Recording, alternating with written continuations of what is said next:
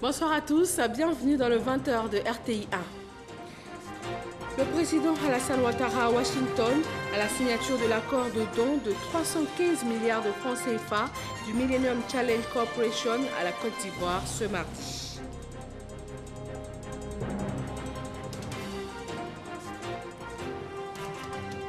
Il faudrait investir 70 millions de dollars avant 2025 pour venir à bout de la sous-nutrition à l'échelle mondiale. Face à ce chiffre qui interpelle, gouvernants et acteurs du secteur privé appellent à l'action. La rencontre du mouvement Sun s'est ouverte aujourd'hui à Abidjan. La police met fin au parcours d'un présumé gang, auteur de l'attaque du fourgon de la Sotra le 23 octobre dernier dans la commune de Port-Boué. La somme de 23 millions de francs CFA avait alors été emportée. 6e et dernière journée des éliminatoires du Mondial 2018. Le sélectionneur de la Côte d'Ivoire a animé une conférence de presse. Il donne une idée de son groupe et de l'état d'esprit dans lequel les éléphants préparent le match contre le Maroc. Bienvenue dans le 20h. Il est approuvé par le conseil d'administration du Millennium Challenge Corporation. L'accord de don de 315 milliards de francs CFA à la Côte d'Ivoire a été signé ce mardi au département d'État américain en présence du président Alassane Ouattara. Jérôme Kofi Abola. Département d'État à Washington, aux États-Unis ce mardi. Un événement de taille, la signature de l'accord de don à la Côte d'Ivoire par le Millennium Challenge Corporation. Représentant le gouvernement ivoirien, le ministre de l'économie et des finances de Côte d'Ivoire, Adama Koné, et la partie américaine, le directeur général du MCC, Jonathan Nash. Ce programme, selon la représentante du gouvernement des États-Unis, constitue un élément de partenariat prépondérant et de rapprochement entre Washington et Yamoussoukro. Le partenariat entre les États-Unis et la Côte d'Ivoire est un partenariat prépondérant. C'est un partenariat qui va rendre les deux pays plus proches et je pense que va réaliser aussi la stabilité, l'économie au sein de l'Afrique de l'Ouest. L'avenir de la Côte d'Ivoire est lumineux. Nous sommes encouragés par l'engagement du gouvernement. Je voudrais me joindre à vous pour célébrer ce nouveau chapitre entre le partenariat entre les États-Unis et la Côte d'Ivoire. Et nous avons hâte de pouvoir démarrer d'autres opportunités. Nous avons hâte aussi de travailler auprès de conseils de sécurité où la Côte d'Ivoire va se joindre à nos efforts pour promouvoir la paix, la sécurité à travers le monde. Pour le président ivoirien Alassane Ouattara, cet accord n'est pas une surprise, encore moins le fruit du hasard, mais celui du travail d'une équipe de première classe, selon ses propres mots, pour faire allusion à son administration qui œuvre toujours avec dextérité. Et le chef de l'État d'évoquer cette administration, plus que jamais galvanisée, qui, dans la perspective d'un deuxième compact, n'a pas droit à la moindre erreur. Ce programme va être au service de la population et qui va adresser des problèmes majeurs. Par conséquent, nous n'avons pas de doute que ces projets vont avoir un impact décisif. Au-delà des projets eux-mêmes, je dirais qu'il y aura de leçons qui seront tirées, une méthodologie, un savoir-faire, un transfert de technologie qui va être au service de la population et qui va réaliser une transformation majeure. En tant que nous, dans notre préparation de notre convention, je voudrais vous assurer et vous rassurer de notre engagement, l'engagement de notre peuple et de notre gouvernement. Nous allons faire de notre mieux pour prendre les dispositions nécessaires pour garantir la qualité et la gouvernance de ce programme. En ce qui concerne les indicateurs, je dirais que revenir en arrière n'est pas une option pour nous. Notre mission est la suivante. Nous sommes déterminés de passer les 20 indicateurs à la fin du compact et de préparer le chemin. Nous sommes déterminés pour préparer le chemin à un deuxième compact. Donc nous voulons vraiment le faire de manière rapide. Ce compact entre la Côte d'Ivoire et les États-Unis est un témoignage de liens forts entre les deux pays. Et c'est un témoignage, aussi un testament de la confiance du gouvernement américain. D'un montant de 315 milliards de francs CFA, ce don va permettre à la Côte d'Ivoire de diversifier son économie. Une diversification à travers des investissements dans deux secteurs clés, à savoir le secteur de l'éducation et celui des transports. Sur place à Washington, dans la journée d'hier, le président Alassane Ouattara a reçu le sous-secrétaire d'État au Trésor américain David Malpass dans la droite ligne de ce don fait à la Côte d'Ivoire par le MCC. Chiram Kofi Abola. Quand le président de la République de Côte d'Ivoire est aux États-Unis et précisément à Washington, on ne peut pas se permettre de rater l'occasion que l'on a de le rencontrer. Ce sont les premiers mots du sous-secrétaire au Trésor américain à l'issue des échanges qu'il a eus ce lundi avec le chef de l'État ivoirien Alassane Ouattara à son hôtel dans la capitale politique des États-Unis. Pour David Malpass, c'est un grand privilège de rendre visite au président ivoirien et partager avec lui le bonheur de la Côte d'Ivoire après l'approbation de son programme compact par le Millennium Challenge Corporation. Nous avons félicité la Côte d'Ivoire, notamment le président, pour le don MCC. Nous avons également salué les réformes et la croissance rapide enregistrée en Côte d'Ivoire. Et le sous-secrétaire au Trésor américain d'indiquer que la Côte d'Ivoire, dans toutes ses entreprises de développement, mérite vivement d'être soutenue pour aller à l'émergence, comme le veut le président Alassane Ouattara. Au cours de ce séjour américain, le président Alassane Ouattara s'est aussi rendu au siège de la Banque mondiale. Il a exposé sur les performances économiques et aussi sur la stabilité de la Côte d'Ivoire. Chiram Kofi Abola. Il n'y a pas de risque à le voir comme inédit. Le passage du président de la République, Alassane Ouattara, ce lundi au siège du groupe de la Banque mondiale à Washington. Le président ivoirien y a été invité par la directrice générale de l'institution, Kristalina Georgieva, pour un exposé sur la stabilité économique de la Côte d'Ivoire après la crise politico-économique vécue par le pays. De la crise à la stabilité, expérience et leçons tirées de la Côte d'Ivoire, c'est le thème de cette communication. Le président Alassane Ouattara a saisi l'occasion pour présenter toutes les réformes en vigueur, source des performances économiques de la Côte d'Ivoire en si peu de temps depuis qu'il est aux affaires. Il s'agit des efforts de développement poursuivis, notamment dans les domaines de l'éducation, de la santé, des infrastructures et de l'énergie.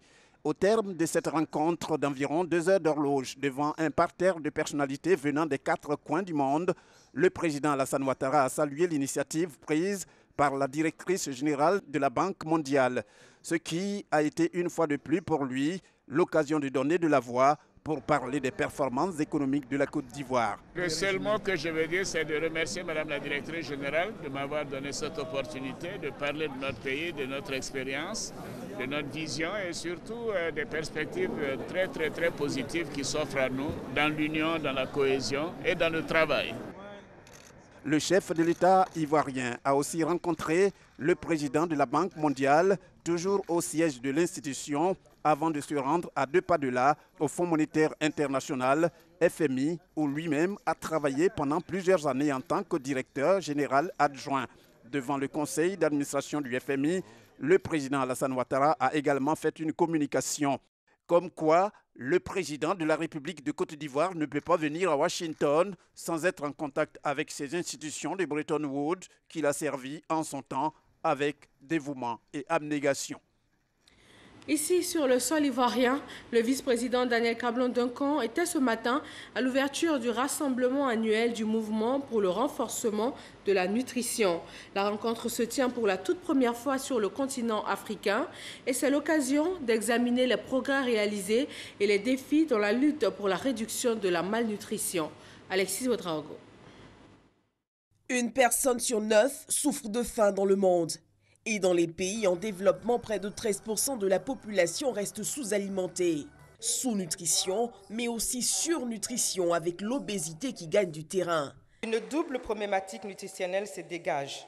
D'une part, par rapport aux problèmes persistants de sous-nutrition marqués par la maigreur et les carences en micronutriments, et d'autre part par l'apparition des problèmes de surnutrition marqués par le surpoids et l'obésité, qui favorisent les maladies telles que l'hypertension artérielle, le diabète et certains cancers, constituant ainsi un problème de santé publique. C'est contre ces problèmes de nutrition que se lève le mouvement Sun, initié en 2010 par le secrétaire général des Nations Unies, Ban Ki-moon. Le rassemblement global se tient pour la toute première fois sur le continent africain. Sa vision, être plus forts ensemble. Nous savons tous que la nutrition est quelque chose qui ne relève d'un seul département. Il faut que tous les ministères travaillent ensemble. Il faut une appropriation au niveau des pays, un point focal du mouvement SAN au niveau le plus élevé, de sorte que le mouvement SAN ait le pouvoir de mobilisation au niveau du gouvernement et il faut les investissements nécessaires. Pour la coordonnatrice du mouvement, les actions conjuguées du secteur public-privé sont à renforcer, la nutrition étant l'un des piliers du développement durable. Un plaidoyer appuyé par le président de la BAD, par ailleurs lauréat du prix mondial pour l'alimentation 2017, Akin Adesina a dénoncé la faiblesse de l'investissement pour la nutrition.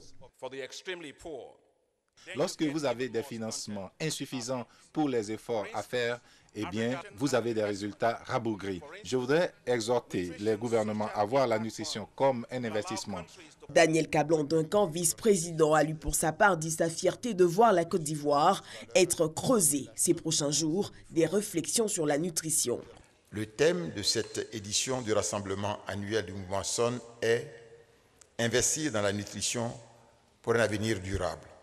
Je me félicite du choix de ce thème qui donne l'occasion de réfléchir ensemble sur une des contraintes majeures entravant la mise en œuvre des programmes et initiatives en faveur de la nutrition dans les pays en développement en général et en Afrique en particulier.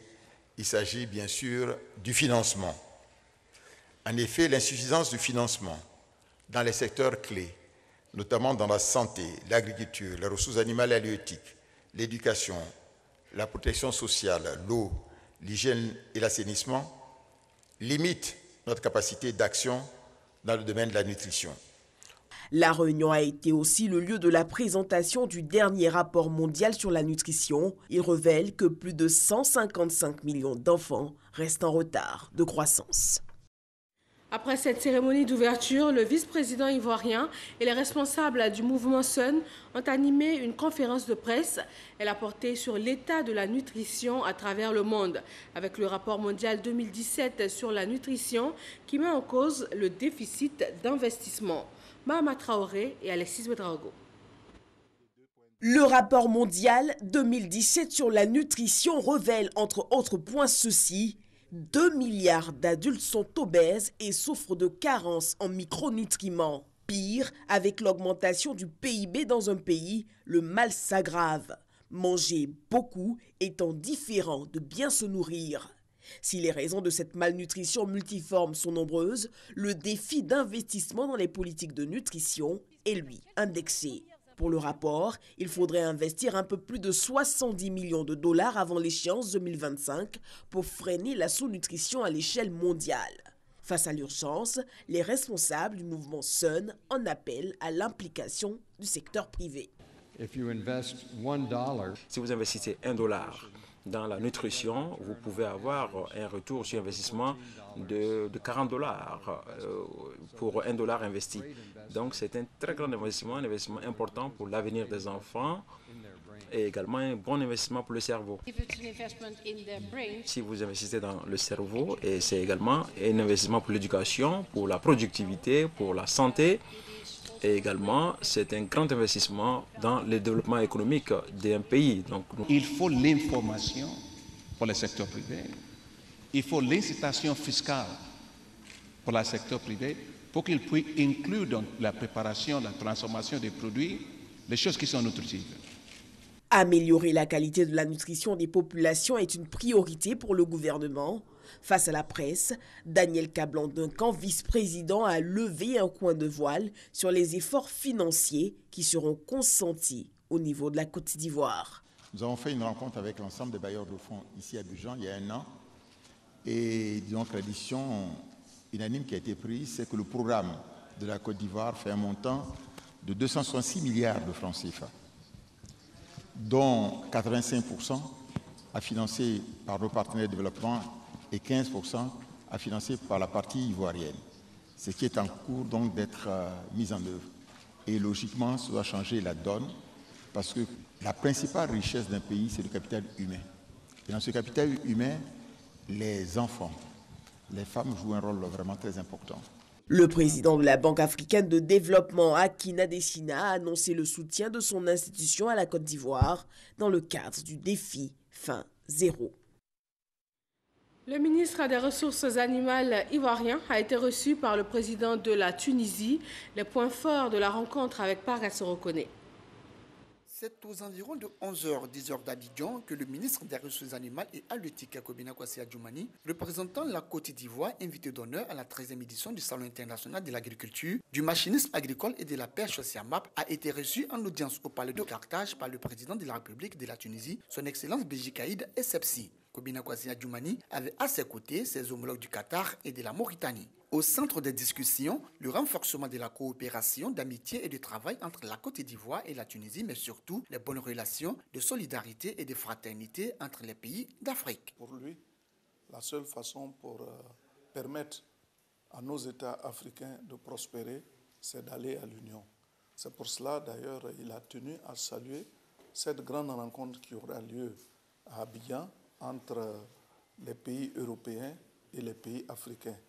Et son Excellence, Monsieur le Président, a même dit qu'il serait présent à cette rencontre. Le président tunisien n'a pas manqué de saluer le président de la République, Alassane Ouattara, pour tous ses efforts en vue de faire de la Côte d'Ivoire un pays émergent à l'horizon 2020. Il a souhaité que nous traduisions au président Alassane Ouattara toute sa reconnaissance et il a salué tous les efforts de développement qu'il est en train de faire pour la Côte d'Ivoire. Le ministre Kobina Kwasi Adjoumani, profitant de l'occasion, a tenu à traduire toute la reconnaissance du chef de l'État, Alassane Ouattara, et des populations ivoiriennes, aux dirigeants et au peuple tunisien pour l'honneur fait à la Côte d'Ivoire en la choisissant comme invité d'honneur au SIAMAP 2017. La Direction générale du Trésor et de la comptabilité publique a procédé au lancement officiel du projet de certification globale de l'ensemble de ses services. L'objectif principal étant d'améliorer les prestations offertes aux usagers. Jean-Jacques Kwame. Après la certification de la Trésorerie générale de Yamoussoukro en 2008 et de l'Agence comptable publique d'Abidjan en 2011, la Direction générale du Trésor et de la comptabilité publique a décidé d'engager tous les services dans la démarche qualité afin de mettre à la disposition des usagers et clients, quel que soit leur lieu de résidence, la même qualité de service. C'est le sens du lancement de la certification globale des services du Trésor public ce mardi. Je mesure l'ampleur des tâches qui sont vôtres, d'autant que la matière qualité est de pratique récente dans les administrations publiques et comporte parfois des difficultés d'appréhension. Mais ces obstacles ne doivent en aucun cas nous détourner de notre ferme volonté d'aboutir en vue d'améliorer les prestations offertes à nos usagers clients. Le représentant du ministre de l'Économie et des Finances a félicité la Direction générale du Trésor et de la comptabilité publique pour cette réforme qui s'inscrit dans le plan stratégique de développement 2016-2020. Puis, il a invité tout le personnel à s'impliquer pour la réussite du projet. La réussite d'une démarche qualité n'est pas le fait des seuls managers. Elle est également tributaire de son appropriation par l'ensemble des ressources humaines. C'est pour cela que je voudrais encourager l'ensemble des services du Trésor public à persévérer dans l'effort en vue d'apporter une plus-value nette et visible au système de gestion des finances publiques en général et à la qualité de la fourniture des prestations aux usagers et aux clients en particulier. Des feuilles de route ont été remises aux différents acteurs du processus de la certification des services du Trésor public. Bilan attendu en 2019.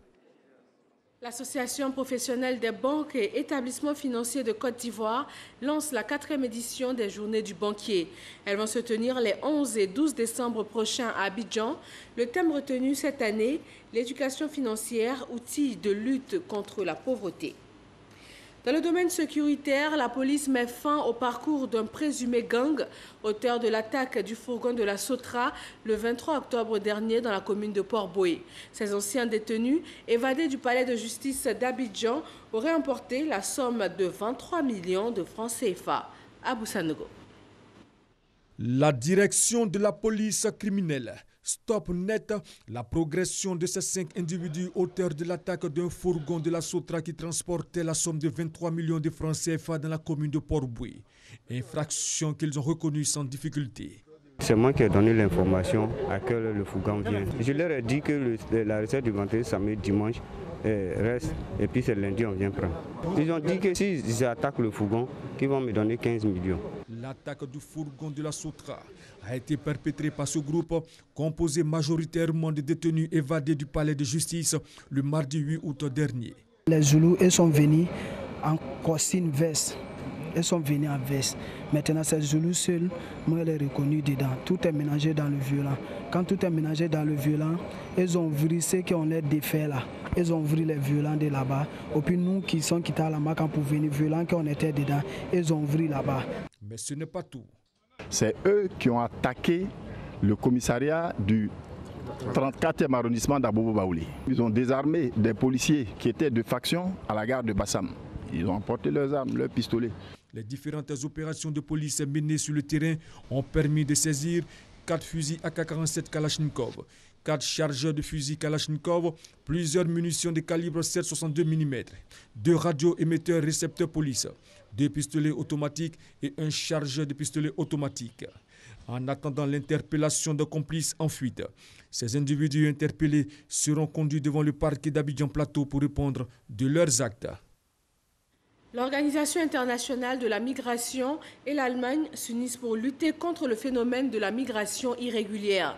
Une campagne de sensibilisation va sillonner plusieurs villes de la Côte d'Ivoire et pour appuyer cette caravane, des journalistes ont été formés pour être plus efficaces sur le sujet. Christian Kogbi et Serge Coléa. Ils sont des milliers de jeunes Africains à frapper aux portes de l'Europe, traversant la Méditerranée en utilisant les moyens les plus dangereux pour leur vie. Ces migrants irréguliers pensent ainsi trouver le bonheur, l'Eldorado. L'OIM, l'Organisation internationale pour la migration, dans sa lutte contre la migration irrégulière, a décidé de mener en Côte d'Ivoire une vaste campagne de sensibilisation avec l'appui des médias. D'une part, les journalistes sont les gens qui connaissent très bien la situation dans le pays, qui peuvent nous donner des idées et des indications comment travailler sur la sensibilisation. Et d'autre part, c'est aussi des acteurs très importants de la sensibilisation elle-même.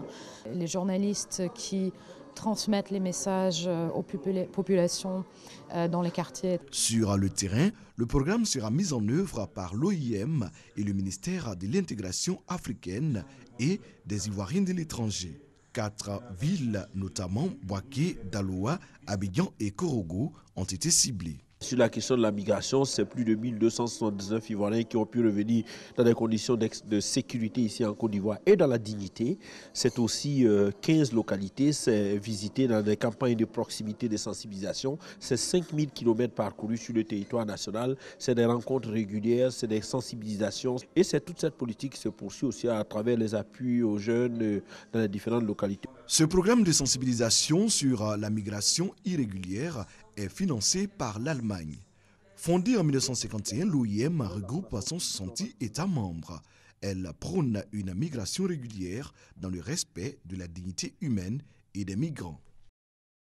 Le Salon mondial du bâtiment, Batimat, s'est ouvert hier lundi à Paris. La Côte d'Ivoire est présente à cette rencontre qui se tient tous les 2 ans. Il est question d'aider tous les acteurs de la filière bâtiment à être en adéquation avec les mutations de la construction. Chantal Akanda. Le mondial du bâtiment, dénommé Batimat, est un salon qui participe aux réflexions sur le développement des villes d'aujourd'hui et de demain. Ce salon international est multispécialisé dans l'industrie et les métiers du bâtiment. Tous les décideurs et les professionnels du secteur s'y rencontrent en vue de partager leurs expériences et choisir les solutions innovantes du secteur. Le directeur du salon nous situe sur les enjeux majeurs du mondial du bâtiment 2017. Les enjeux majeurs, c'est comment accélérer le grand sujet de la construction de logements dans tous les pays du monde et sur tous les continents. Comment préserver plus de ressources, voilà, donc comment on fait la ville verte, que ce soit sur le continent africain mais aussi en Europe. Le grand enjeu du bas carbone et des économies d'énergie. Beaucoup de pays sont représentés sur le salon également, donc la Côte d'Ivoire qui maintenant est un habitué de Batimat. Côte d'Ivoire est présente à ce rendez-vous mondial à travers une dizaine d'entreprises du secteur du bâtiment. Le ministre de la Construction, du Logement, de l'Assainissement et de l'Urbanisme, dès son arrivée à Paris, s'est rendu sur le site pour s'assurer de la mise en place effective des exposants ivoiriens avant la journée du mercredi 8 novembre prochain, dédiée à la Côte d'Ivoire. Beaucoup de nos frères et sœurs qui sont venus d'Abidjan pour préparer cette exposition sont là aujourd'hui depuis quelques jours. Donc en tant que ministre en charge du secteur, il est important de voir comment c'était effectué les voyages. Est-ce que tous les équipements à exposer étaient bien arrivés? Est-ce qu'ils étaient bien installés avant? Qu'est-ce qu'il y avait de problèmes à régler? Parce qu'on apporte un soutien aux Ivoiriens qui exposent. Batimat 2017 sera marqué par plusieurs thématiques, dont le numérique, le digital et l'efficacité énergétique. La francophonie est à l'honneur avec une grande thématique. Retour sur le sol ivoirien où le collectif des chefs Atchan a renouvelé son instance dirigeante. Ago Honoré en est le nouveau président. Il a promis d'œuvrer à la cohésion de toute la communauté Atchan pendant les 5 années que vont durer son mandat. Frédéric Oulaï et Abou Sanogo. Agbo Honoré préside désormais aux destinées du collectif des chefs Atchan. Il remplace à ce poste Ngoda Simon, chef du village d'Abidjan à Djamé pour un mandat de 5 ans. La passation des charges entre les deux hommes a eu lieu en présence du gouverneur du district d'Abidjan, Robert Begré-Mambi, qui a appelé la communauté Atchan à privilégier la cohésion sociale et la paix. Dans nos communautés où il y a des hommes et des femmes d'une intelligence aiguë et qui ont le sens apaisé des relations humaines, la passation de pouvoir se fait de façon paisible et de façon très structurée et très intelligente.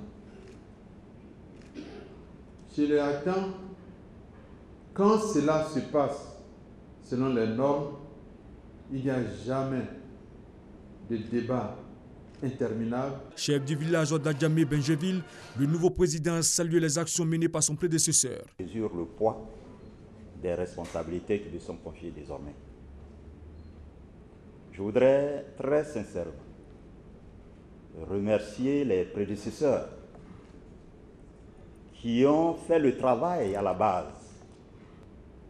La feuille de route aussi est très claire. Il s'agit de travailler à l'unité et à la cohésion du peuple Atchan, mais aussi d'œuvrer à l'émergence et au rayonnement du peuple Atchan. C'est en 1990 que le peuple Atchan s'est constitué en organisation. Objectif, rendre harmonieux la gestion des villages. Au Togo, l'opposition appelle à de nouvelles manifestations alors que les interpellations continuent. Depuis le début de la crise le 19 août, le collectif des associations contre l'impunité au Togo révèle que près de 14 personnes ont trouvé la mort, 400 personnes ont été interpellées, dont 86 sont condamnées, et dénonce également les violations répétées des droits de l'homme liées à l'usage disproportionné de la force. 6e et dernière journée des éliminatoires du Mondial 2018, le sélectionneur de la Côte d'Ivoire a animé une conférence de presse. Il donne une idée de son groupe et aussi de l'état d'esprit dans lequel les éléphants préparent la rencontre contre le Maroc.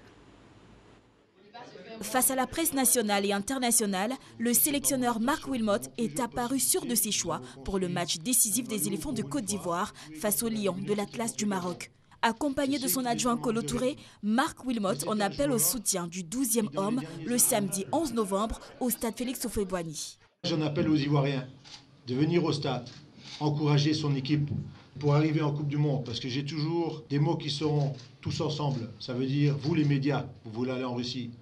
Nous, on veut y aller.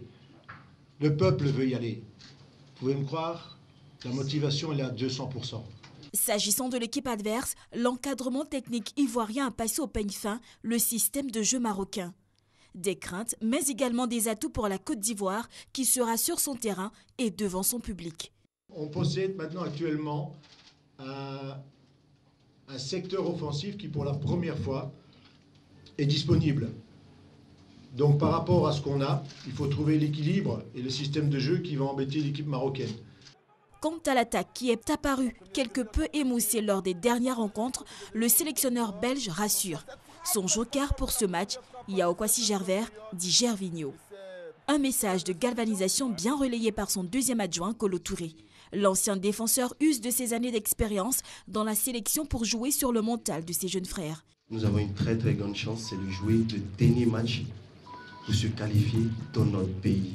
Il faut que tout le monde ici, les journalistes, les supporters, tous les Ivoiriens se mettent derrière cette équipe. Il faut que cette énergie, on puisse la transmettre aux joueurs. Côte d'Ivoire, Maroc. Samedi 11 novembre 2017 au stade Félix Houphouët-Boigny. Un match décisif pour la qualification ivoirienne à la Coupe du Monde Russie 2018 et dont l'issue fixera sûrement le destin du Belge Marc Wilmot à la tête de la sélection ivoirienne. Et rappelons pour finir que la Côte d'Ivoire a signé ce mardi au département d'État américain à Washington un accord de don de 315 milliards de francs CFA approuvé par le conseil d'administration du Millennium Challenge Corporation. Pour le chef de l'État ivoirien, il s'agit de répondre aux défis majeurs de l'économie pour un mieux-être des populations de Côte d'Ivoire. Et c'est tout pour ce 20h. Merci de nous avoir suivis. Excellente fin de soirée à tous sur RTI 1.